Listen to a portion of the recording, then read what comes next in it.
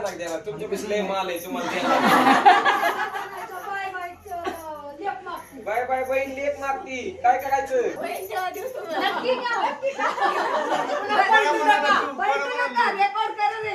stamp paper लिहून घ्यायचा दादा स्टॅम्प पेपर